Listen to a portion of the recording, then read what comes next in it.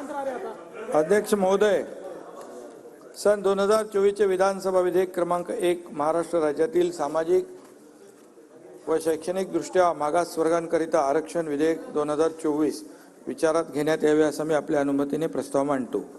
प्रस्ताव असा आहे की सन 2024 चे विधानसभा विधेयक क्रमांक 1 महाराष्ट्र राज्यातील सामाजिक व शैक्षणिक दृष्ट्या मागासवर्गीयांकरिता आरक्षण विधेयक 2024 विचारात घेण्यात यावे। प्रश्न असा आहे की सन 2024 चे विधानसभा विधेयक क्रमांक 1 महाराष्ट्र राज्यातील सामाजिक व शैक्षणिक दृष्ट्या मागासवर्गीयांकरिता आरक्षण विधेयक 2024 विचारात घ्यावे काय? अनुकूल असतील त्यांनी होय म्हणावे, प्रतिकूल असतील त्यांनी नाही म्हणावे। होयचे बहुमत आहे, होयचे बहुमत आहे। विधेयक विचारात घेण्यात येत आहे। अध्यक्ष महोदय,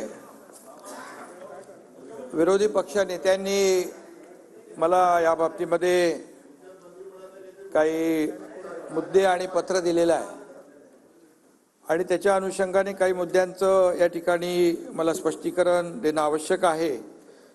त्यामुळे अध्यक्ष महोदय, आज मराठा समाजाला सामाजिक व शैक्षणिक दृष्ट्या मागास वर्गाकरिता आरक्षण देण्यासंदर्भातलं विधेयक आपण मांडलेलं आहे। त्याच्या चर्चेमध्ये अध्यक्ष महोदय, कालच छत्रपती शिवाजी महाराजांची जयंती संपूर्ण महाराष्ट्रात देशभरामध्ये आपण साजरी केली आणि त्यावेळेस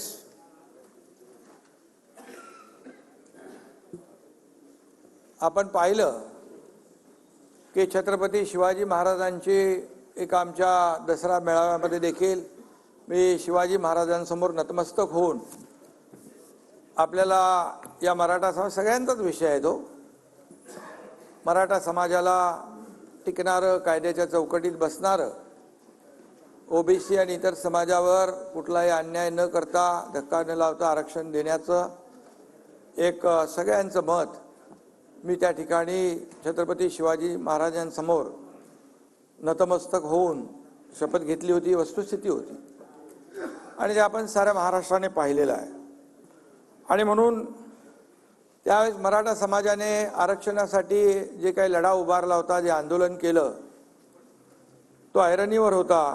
समाजाच्या भावना अत्यंत तीव्र होत्या। मला आणि आपल्या सर्वांनाच त्यांच्या वेदना आणि व्यथांची कल्पना आहे, पुरेपूर जाणीव आहे आणि राज्यभरामध्ये क्रांती मोर्चे सुरू असताना आरक्षणासाठी झगडणाऱ्या मराठा समाजाची जी काही भावना होती ती आपण जाणून आहोत। मी महाराष्ट्राचा अध्यक्ष महोदय मुख्यमंत्री आहे। या महाराष्ट्राच्या जनतेच्या आशीर्वादाने आपल्या सगळ्यांच्या सदिच्छा शुभेच्छांमुळे मी काम करतोय। मला कुठल्याही एका जातीचा किंवा धर्माचा असा विचार करता येणार नाही, तीच आपण शपथ घेतलेली असते आणि मराठा समाजाचं आंदोलन जे सुरू होतं, मी त्यावेळेस एका कुठेतरी म्हणालो, या समाजाच्या सारखं इतर कुठल्याही समाजाचं जर आंदोलन आणि ते लढा सुरू असता तरी मी तीच भावना व्यक्त केली असती आणि म्हणून आपले जे काही इतर समाज बांधव आहेत त्यांच्यावरही कुठे कधी अशा प्रकारचा प्रसंग आला असता तर मुख्यमंत्री म्हणून माझी भूमिका जे मराठा समाजासाठी होती ती त्या समाजासाठी देखील आहे आणि तसं भाष्य मी त्याही वेळेस केलं असतं, छत्रपती शिवाजी महाराजांच्या समोर जे भाष्य केलं।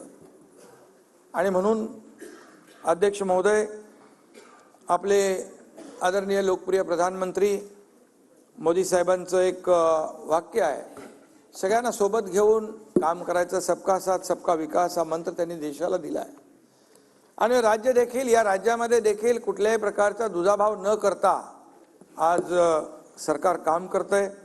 एखादा समाजाला जर मागासले पण आला असेल तर त्यांना समाजाच्या मूळ प्रवाहामध्ये आणणं, मेनस्ट्रीममध्ये आणणं हे आपलं कर्तव्य आहे सरकार म्हणून आणि त्यासाठी आवश्यक ते सर्व प्रयत्न करण्यासाठी आपलं सरकार कटिबद्ध आहे। एकाचीच बाजू घ्यायची, दुसऱ्याचा विचार करायचा नाही असं सरकार म्हणून आणि मुख्यमंत्री म्हणून मला देखील करता येणार नाही, याची पुरेपूर जाणीव मला आहे आणि माझ्याकडून तसं काही चुकून कधी होणारही नाही. आणि म्हणून आज या अधिवेशनाच्या निमित्ताने मी समस्त राज्याला परत एकदा सांगू इच्छितो की ओबीसी बांधव असो किंवा इतर कोणताही समाज असो, आम्ही कोणाच्याही आरक्षणाला धक्का न लावता मराठा समाजाला शैक्षणिक आणि नोकरीतलं आरक्षण देण्याचा निर्णय घेतलेला आहे.